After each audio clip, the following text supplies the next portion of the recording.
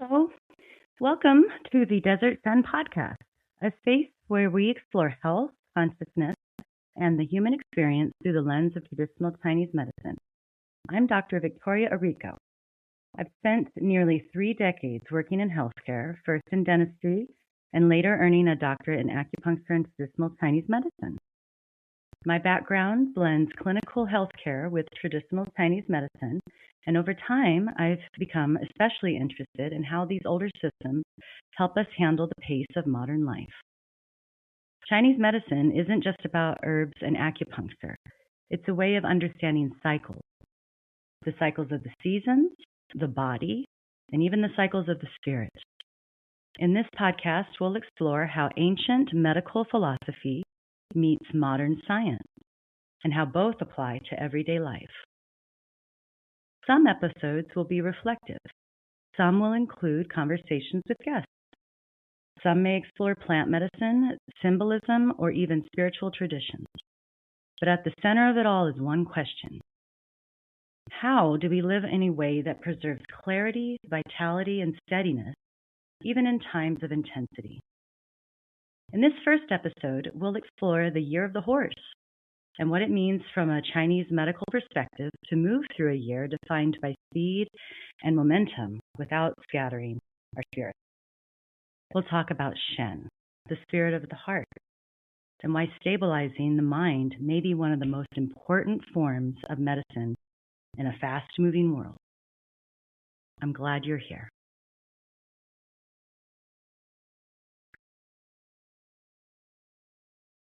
Just entered the Lunar New Year.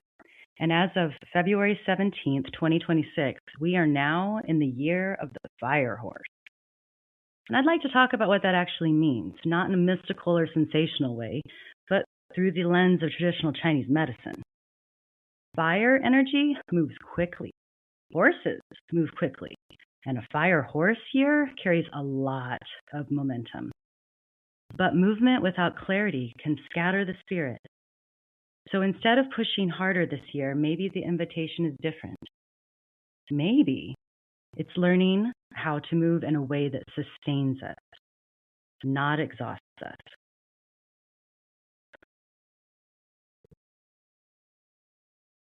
The Wang Di Neijing tells us, one who follows the rhythms of yin and yang and the seasons will preserve life.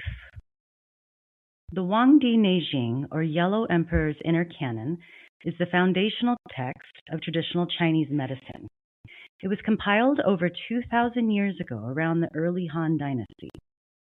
It's divided into 2 sections, the Su Wen, or basic questions, and the Ling Shu, the spiritual pivot.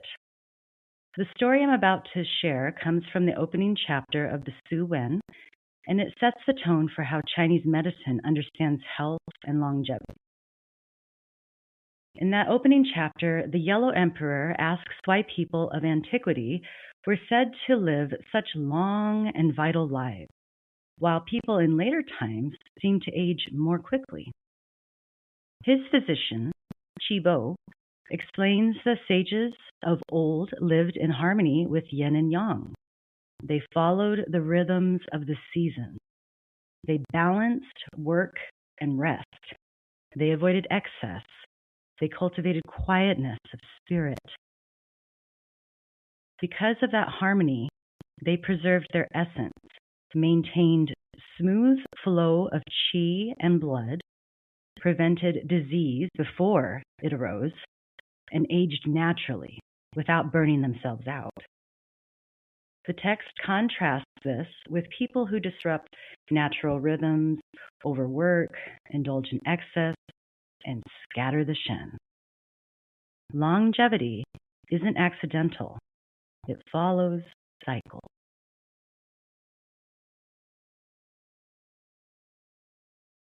So let's talk about this fire horse year for a moment, what that actually represents energetically and what we might expect from it.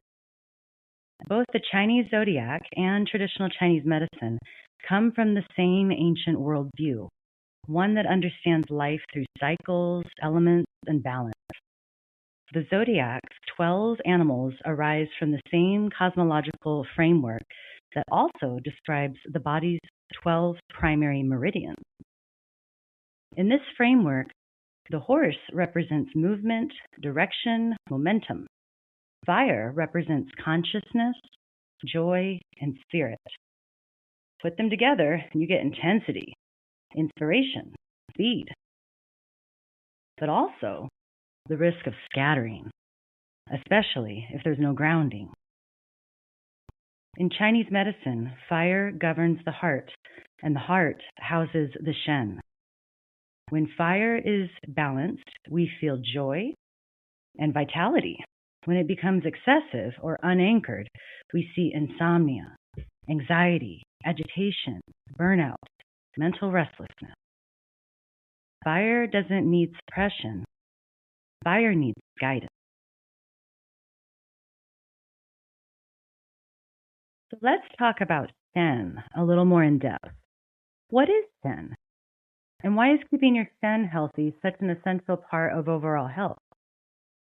In traditional Chinese medicine, we recognize 5 spirits, each associated with one of the yin organ systems. The Shen is the spirit of the heart. It governs consciousness, clarity, emotional regulation, and our ability to be present in our lives. The Wangdi Neijing teaches that when the Shen is stable, the organs function harmoniously. When the Shen is disturbed, disharmony spreads through the body. So, in Chinese medicine, healing often begins with stabilizing the spirit.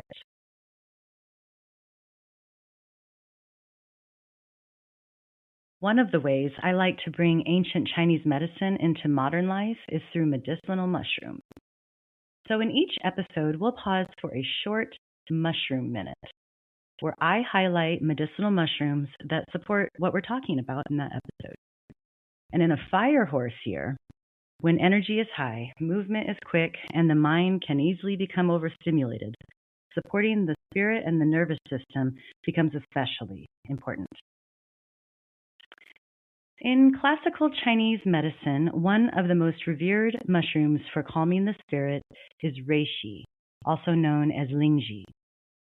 In the Chinese Materia Medica, reishi is described as nourishing the heart and calming the Shen. Traditionally, it's been used for palpitations, anxiety, and insomnia, not by sedating the nervous system, but by strengthening heart qi and heart blood so the spirit can rest. It's less about shutting the mind down and more about giving it stability. When we look at reishi through a modern scientific lens, we see something that aligns beautifully with those classical uses. Research suggests that compounds in reishi can calm inflammatory signaling in microglia, the brain's immune cells. That's important because chronic stress and anxiety are often tied to low-grade inflammation in the nervous system. There's also evidence suggesting that reishi may help regulate cortisol levels, our primary stress hormone, supporting a more balanced stress response. So from both perspectives, classical and modern, reishi supports steadiness. Reishi doesn't sedate, it nourishes and calms the Shen. Now in a fire horse year, we're not only looking for calm, we're also looking for clarity. And that's where lion's mane mushroom becomes especially compelling. Traditionally, lion's mane wasn't categorized as a primary Shen calming herb in the way reishi was. It was used more as a nourishing food, something that supported digestion and overall vitality. But modern research has expanded our understanding of it. Lion's mane has been shown to support nerve growth factor, or NGF, a protein that helps brain cells to grow, repair, and remain resilient. NGF plays a key role in areas of the brain tied to memory, learning, and emotional regulation. So while classical texts don't describe lion's mane specifically as a spirit calming herb, by supporting the nervous system and cognitive resilience, it helps create the internal conditions where the mind can stay focused, steady, and clear. Lion's mane supports clarity when the pace of life accelerates.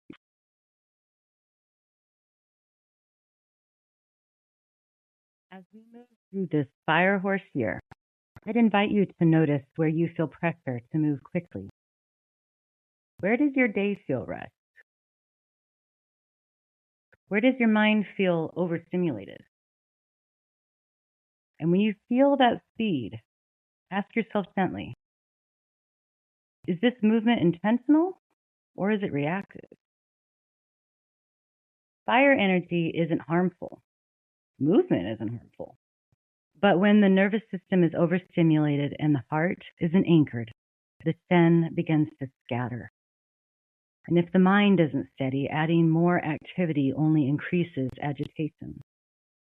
You don't need to do more this year. You need to move more clearly and intentionally. Today we explored the fire horse here, the fire element, and the role of Shen in guiding our health and awareness. If you'd like to explore more about medicinal mushrooms, you can find educational resources at houseofmogu.com. Thank you for spending this time with me. Until next time, take good care.